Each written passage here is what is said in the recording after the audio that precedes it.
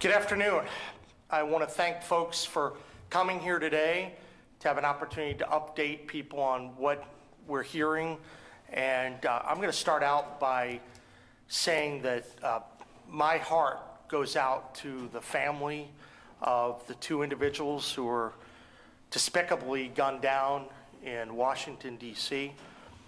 And since we originally received word of the shooting, we worked very hard to try to coordinate with the Guard, the federal government, the families, and everyone to ensure that the state's response is appropriate. I want to update people. First, there'll be a lot of questions about the condition. I want to say I'm not the doctor. I'm not going to try to pretend to be so. What I will say is that Andrew remains in serious condition. We did have some positive news that we were told that Andrew was asked if he could hear the nurse who asked the question to give a thumbs up, and he did respond. And we were told that he also wiggled his toes. So we take that as a positive sign. I'm not here to speculate, but I will say one thing, that Melody, the mom, has been so positive a force, and she's been asking people across the country to pray for her son, and those prayers are working. So I want to continue. That's her only request to me is, would you please get the word out that my son Andrew needs prayer? And that's all I'm going to do, talk about that. These are wonderful people, and the family's going through a very difficult situation right now as Andrew fights to survive. There are many vigils that are going on around West Virginia right now. I had a chance to attend one in Martinsburg in honor of Andrew, and go down to Webster County on Saturday night. It was a really very touching vigil. People were talking so eloquently about Sarah, who by all counts is an amazing woman who lifted up people around him with a smile. And from talking to Sarah's parents and to people in the unit, everyone had nothing but incredible things to say about Sarah. And she is someone who's going to be remembered for a very, very long time. And she had her life tragically cut short by this terrible act of terrorism. We know that late last week I issued a proclamation, so the flags have been lowered to half staff, and that will continue. Obviously, when we have information about any service or funeral, we will let you know. I want to emphasize that the most important thing for me is to ensure that the family's wishes are kept. So as we learn more, we're happy to pass that along, but this is going to be dictated by the family, and I want to show great respect for them. I know that there are going to be a lot of questions about the timeline for when this occurs. Just as we learn things, we'll be happy to pass them along to you. You know, a lot of questions come up about the nature of the service that the Guardsmen were performing. This was noble service. I had a chance, along with General Seward, to spend Thanksgiving Day with the members of the unit at the Armory and talk to them. Every single one of the people who are there right now are volunteering. We're looking at approximately 170 people from the West Virginia National Guard that are still stationed in D.C. And once again, they're volunteering. They're volunteering because they believe in the mission. They want to support the state of West Virginia. They want to support the country. And I think that can't be lost. These are people that understand that the mission was good, that there was an opportunity to try to reduce crime in the District of Columbia. By all measures, it's been working. And so I know that they're proud of that work.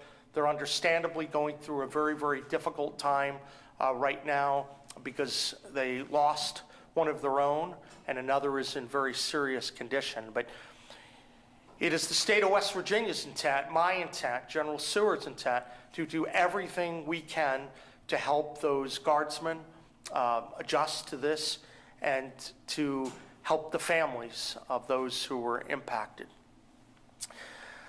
We know that there's a lot of information that hasn't yet come out, and there will be more information in the days, weeks, and months ahead. There is a comprehensive investigation going on by the federal government.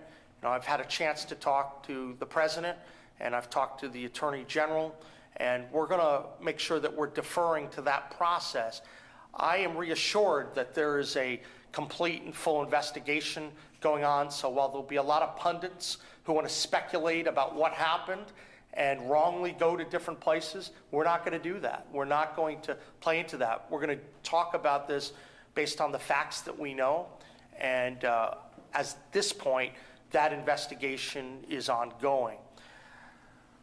We know that there's been a lot of discussion about a criminal prosecution as well.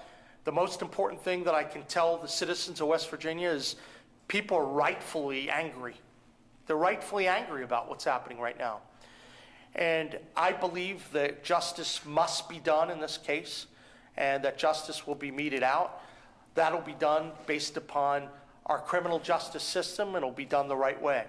And as we learn more about the process that's being run by the feds, we're happy to share that with you. We're trying to stay in touch with all the relevant people on the ground to provide information to the public. When we left Wednesday night. I flew up with the Guard to go to the hospital. I believe I was at the hospital at least 4 times, and obviously we spent time with the Guards members. There's no timeline as to what will happen in terms of additional visits, but what I can tell you is that Andrew's family is going to get all the help that we can provide out of West Virginia.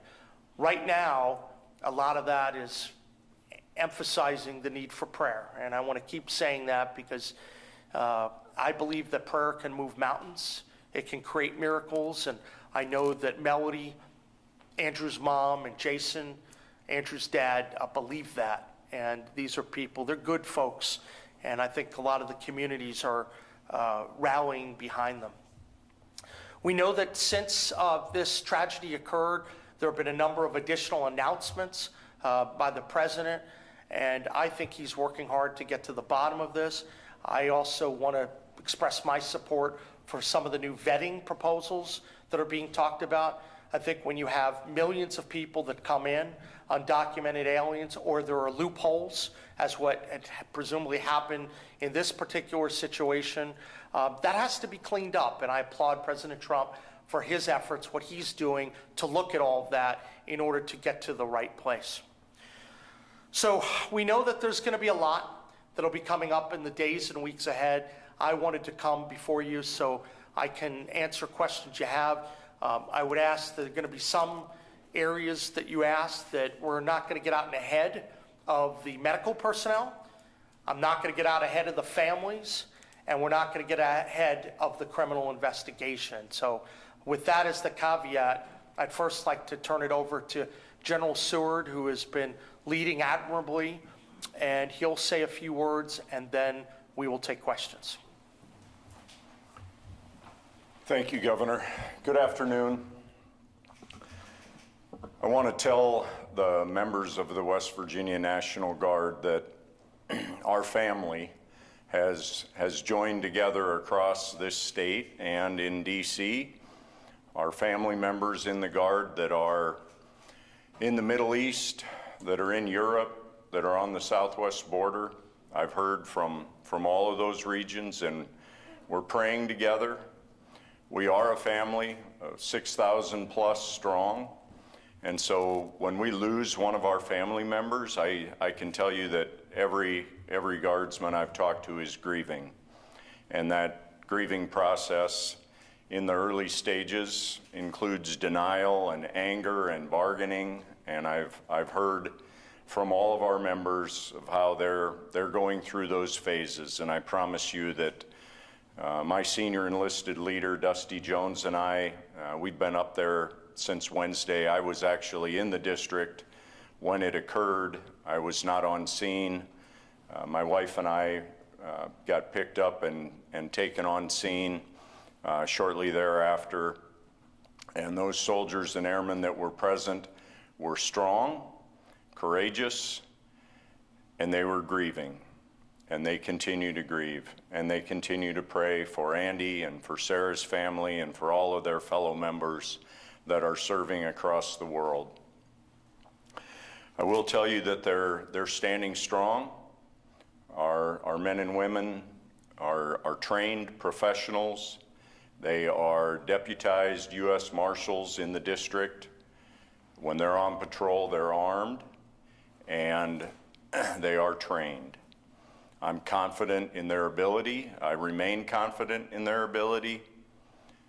In briefings with senior law enforcement officials in the district this week, I will tell you that dozens of them have told me, those involved in the investigation, that our members performed their duties as they have been trained, and they are proud of them, and I am proud of them.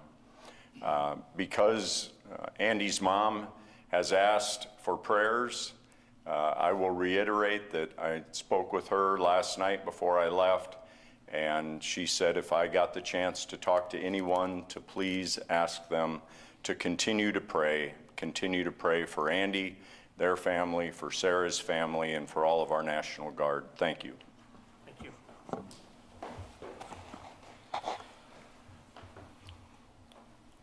As we're all gathered today, we know that a lot of people in West Virginia, the Guard, the families of the individuals who were gunned down, we know that there's unspeakable evil that's occurred. Unspeakable evil. I want to take a moment also, though, and emphasize the amazing positive response of the people of West Virginia, of how the families have reacted, how the communities are stepping up, people showing support through prayers, through other types of acts. West Virginia comes together during these difficult times, and they stand behind the men and women in uniform. And we're certainly going to continue to stand behind the men and women in uniform and do everything we can to help them, not just today, but in the weeks and months ahead. With that, I'd be happy to answer any questions from folks. Stephen. Governor, you've used the phrase volunteer pretty frequently. I know you had some social media posts where you put it all in bold. So I think it's pretty clear that since November 17th, the force that remains, 170 we're talking about, are there as volunteers part of the original force that you authorized back in August to be there at the request of President Trump, and these are strictly volunteers. But walk us through that decision, because at least according to the November 8th press release from the West Virginia National Guard, you are the one that authorized the volunteer force to remain there. So who asked us to keep a volunteer force there? How did that decision come about to keep this contingent there through the end of the year? Absolutely. So we know that we entered the district back in August, and after that happened, there were questions about how many people would be in the district, contributions from West Virginia and from other different states. So there's usually a rotation that occurs in terms of when guardsmen stay, and that as there are questions about how long we would stay, I made the decision to have the word come down that we would ask the people if they wanted to volunteer. And there was never any pressure. This was done that if people wanted to stay and fulfill the mission, they could. I was pleased to report that between about 160 and 170 people had asked to do that. And so that's why I emphasize that these are people that knew the mission. They agreed with the mission. I think the mission has been largely successful, and they wanted to serve their state and they wanted to serve their country. So I had extensive conversations with the National Guard, and I wanted to make this voluntary, because anytime someone is doing that, there's a lot of sacrifice that's involved, and people give up time with their families. They take leave from work. They leave their communities, especially during the holiday season. But these are people that wanted to be there, and they wanted to continue the mission. Brad? Brad McElhenney, West Virginia Metro News. Can you drill down with a little more detail? Who puts out the call to volunteer? And then how do people respond? Is it raise your hand, go to someone and say, I would like to fill out some forms? Technically, what is the process? I can speak. Yeah, General, do you want to speak to that? Sir, we put out the call with our joint office. I have a joint operations team. Let's give a for instance. We have a normal rotational schedule that we do, but in most instances, like flood duty, we first reach out and see who can volunteer, and we do that at the unit level before they go. Then, once they're on mission, we had soldiers there, soldiers and airmen, for about 45 days, and we rotated which group, that group with a fresh group. And then when we found out that Secretary of the Army was extending the mission in DC, we were asked how many we might be able to provide. After discussions with the governor and his decision to see who wanted to remain on mission, we had our commander in DC survey the troops. And that survey, I wish I could tell you if it was a form or a show of hands. I know they signed up, probably on a piece of paper. And we found out how many volunteers we had that were willing to stay. Before the shooting, we also have future planned operations, which I can't go into the details of those, but that normal rotational schedule is something we do on missions like this that are longer than 30 days. Thank you. John? Governor, the Trump administration has ordered 500 more Guard members to Washington. Have there been discussions, or are you going to deploy any additional troops? So I spoke with the president. That was on Wednesday night. I have not been asked to deploy additional troops at this time. So anything with respect to the number or where they'll come from, right now, that's not part of our focus. Our sole focus right now is to looking after the well-being of the 170 service members who are on the ground, focusing on the family, ensuring that prayers are going out, but there's been no request that's come to West Virginia so far. And don't want to jump ahead again, but you talked about nothing about the funeral yet. Are there any plans for Sarah to bring her home? When will that happen? I know there are a number of discussions that are underway, but this is going to be a situation where I'm going to defer to the family. But at the end of the day, I want to make sure that the family's wishes are carried out. And so when it's appropriate, we'll make any announcements based upon the family's decision. Hey. For the National Guard members who remain in DC, is there flexibility for them to return home if they no longer feel comfortable serving in DC following this event? Well, I know that this is a volunteer effort, and in fact, I know Sarah bravely was there during Thanksgiving, so it still remains a volunteer effort, and that's where we stand right now. Any anticipation for when they could be called home, or how long? Are they signed up for the mission until whenever it ends indefinitely? I think, as the general would indicate, there's a periodic review and discussion about the length, and so there's always an opportunity where you have the ability for some people to try to come home for holidays and Christmas, but I don't think we have a specific date in mind yet. Are you able to tell us the MOS of the two guardsmen and if they had any specialized training before they were deployed to DC? I don't know that we're prepared to do that at this time. Is there anything we want to? I don't think so. Do you have if there's another question you have. That might get into the investigation. Yeah, I don't want to go into the investigation at all, so. Can you describe I mean, they were sent into an area that was designated as having a crime emergency. Can you describe, to the detail that you're comfortable with, what kind of self-defense training people on that mission received, you know, being on alert, watching for? Yeah, I mean, the most important thing to say is that this is like being a deputy U.S. Marshal. So these are people that are trained, and they have knowledge of the situation they're going into. These are the same people that go to all corners of the globe. They're trained in terms of difficult circumstances. So as General Seward indicated, we believe that they have the background and training to go in to Washington, D.C. to carry out the mission. Other questions? Go ahead, sir. And what's your name, sir? Matthew Young. I'm with the Charleston Gazette. Hey, Matthew. So there were some conflicting reports that came out, the information that came out on Wednesday regarding the condition, obviously. Sure. The two Guards members. State national outlets took that information and reported it. Sure. Where was the breakdown of the communication chain? What steps can be taken to prevent that, something like that from happening? So what I would say is this, when you have a lot of information coming in, you work to ensure that you have the most accurate information and you get it from the most credible sources available and then provide that to the public.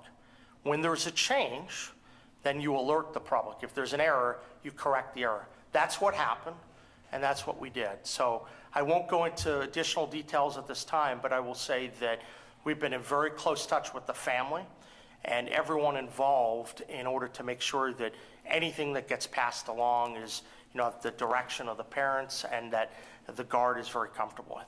Follow up to Matt's question, though. You can't, for example, obviously there was an initial announcement of both deaths. That was obviously walked back by your office. Where did that information come from? Did that come from social media news? Did it come from the chain of command? I could tell you that the process is that we try to get as much information as we can, accurate information from the most credible sources, a variety of sources. In this case, that information was incorrect, and then within 20 minutes, we changed it. Ma'am? What are some of the tangible things you guys are going to be doing in D.C. to help make sure that the troops who are still there get through this process in a tangible way?